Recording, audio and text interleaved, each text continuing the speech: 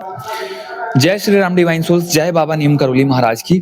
देखो, शादी से पहले जो भी लोग मल्टीपल पार्टनर्स के साथ सेक्सुअल रिलेशनशिप बनाते हैं, फिजिकल रिलेशनशिप बनाते हैं, फिर जब शादी होती है तब क्या साइड इफेक्ट्स देखने को मिलते हैं। ये कलेक्टिव के लिए बात हो रही है, जिन लोगों के पास भी ये मैसेज या ये वीडियो पहुंचेगा। देखो, आप जितनी ज्यादा लोगों से फिजिकली कांटेक्ट बनाओगे, उतनी ज्यादा आपकी एनर्जीज में ब्लॉकेज बनाओगे। सामने वाला पर्सन के अंदर उसके कार्मिक इम्प्रिंट्स हैं, एंसेस्ट्रल इम्प्रिंट्स हैं उसके अंदर, ठीक है। एंसेस्ट्रल डीएनए की कई सारी पॉजिटिव चीजें हैं, कई सारी नेगेटिव चीजें हैं, तो वो सारी चीजें आप अपने अंदर कैरी कर लेते हो। फिर जब आप अपने पर्सनल रिलेशनशिप में जाते हो, मैरिड लाइफ में बढ़ते हो आगे, तब क्या होता है कि वो ब्लॉकेजेस उस पर्सन में ट्रांसफर होता है।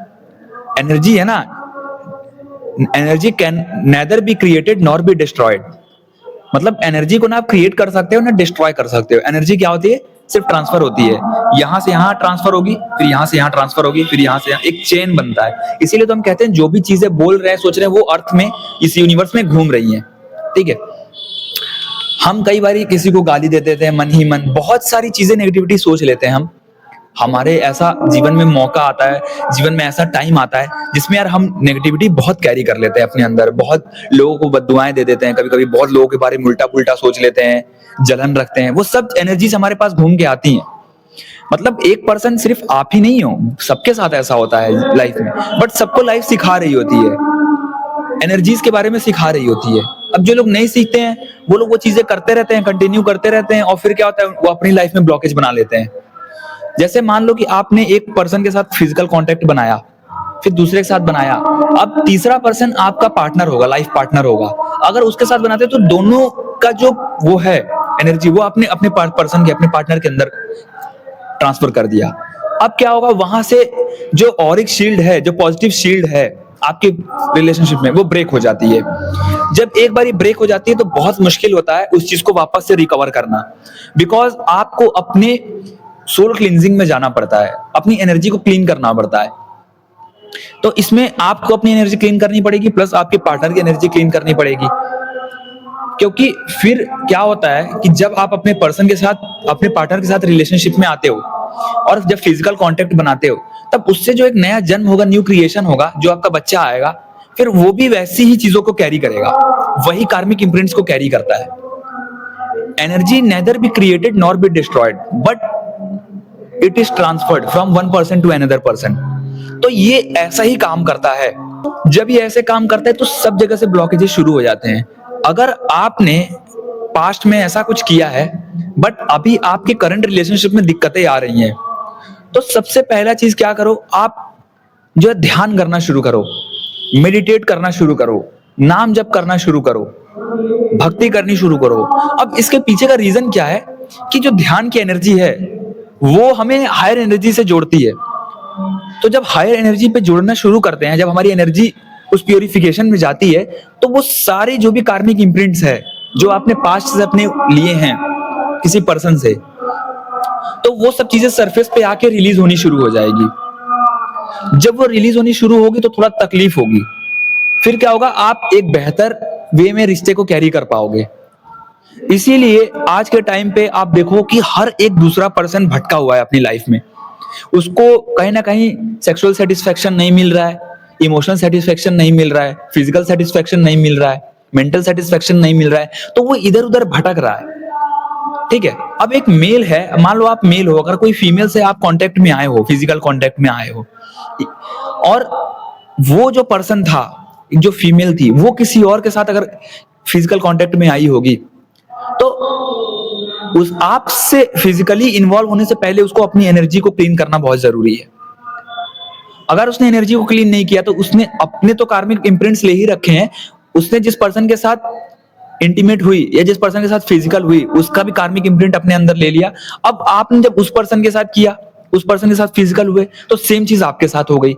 फिर आप जब, तो ये साइकिल जो है ना, ये साइकिल ऐसे चलता रहेगा जब तक एनर्जी क्लींजिंग नहीं होगी। एनर्जी क्लींजिंग, सोल की एनर्जी को क्लीन करना बहुत ही ज्यादा जरूरी है अगर एक लॉन्ग लास्टिंग रिलेशनशिप चाहिए तो, और रिलेशनशिप में पॉजिटिविटी और अबंडेंस चाहिए तो। देखो, जो भी पर्सन ये चीज कैरी ऑन करता है और सोचता है कि मैं बहुत मस्त हूं, मेरी लाइफ में बहुत अच्छा है, तो आप ज्यादा दिन तक अच्छी चीजों को ला नहीं पाओगे, क्योंकि आपके जीवन में वो कहीं ना कहीं ब्लॉकेज अंदर बैठी है। आपने जो नीड्स पूरी करी है ना, वो जो पाप बिटोरे हैं अपने जीवन में, वो अंदर बैठा है, एनर्जेटिक फॉर्म में सब बैठा है। वो सही समय पे लाएगा आपको, वो वहां ब्लॉक करेगा जहां आपको सबसे ज्यादा अपने काम होने की पॉसिबिलिटी दिख रही थी, जहां आपको किसी काम की होने की संभावना पूरी 100% दिख रही थी, वहां पे वो ब्लॉक करेगा आपका। वहां जब ब्लॉकेज ला देगा तब आप टूटोगे, क्योंकि उससे जो आपको डिससेटिस्फेक्शन मिलेगा वो आपको अंदर से ब्रेक करेगा। बट हमें समझ नहीं आता, हमें लगता है कि यार कुछ दिक्कत आ गई होगी, बट नहीं, उसका असली जो मेन मोटिव होता है वो सिखाने ही आता है, बट हम समझ नहीं पाते हैं, क्योंकि चीजों को बहुत ज्यादा समाज ने नॉर्मलाइज कर दिया। लोगों ने बहुत ज्यादा चीजों को नॉर्मल कर दिया कि यार सब चलता है, अपनी सेटिस्फेक्शन नीड को पूरी तो करनी है। हम अपने पार्टनर के अलावा और किसी के साथ अगर फिजिकल होते हैं, सबसे बड़ा ब्लॉकेज हम लाते हैं अपनी लाइफ में, तो लाते हैं, अपने पार्टनर की भी लाइफ में लाएंगे और अपने बच्चों की भी लाइफ में ब्लॉकेज ले आते हैं। तो जो हमारा सनातन धर्म, जो हमारा हिंदुइज्म कहता है कि धर्म, अर्थ, काम, मोक्ष, धर्म से आगे बढ़ना है, फिर पैसे कमाने हैं, फिर काम इच्छा पूरी करनी है, फिर मोक्ष की तरफ बढ़ना है। वो चीजें अब नहीं पूरी हो रही हैं, अब लोगों ने उस चीज को तोड़ दिया, क्योंकि उनकी नीड्स उनके ऊपर हैं, इसीलिए उनकी फिजिकल डिजायर इतने ज्यादा उनको ओवरपावर कर चुके हैं कि धर्म, अर्थ, काम, मोक्ष को समझना भूल गए हैं। आप किसी भी रिलेशनशिप में हो, किसी भी रिलेशनशिप में हो, अगर आप उसको छोड़ के किसी और के साथ फिजिकल हो रहे हो, बट सेम चीज कि दो नाव पे पैर रख रहे हो, तो ये आपके लिए कहीं ना कहीं गलत साबित हो जाएगा, सही साबित नहीं होगा। आपको एक तरफ से पूरा, क्योंकि आप दोनों के ब्लॉकेजेस कैरी कर रहे हो ना, पैरेलली दोनों चीजें साथ चल रही हैं आपके, इससे आपके जीवन में जो इम्पैक्ट पड़ेगा वो बहुत गहरा और बहुत नेगेटिव पड़ने वाला है।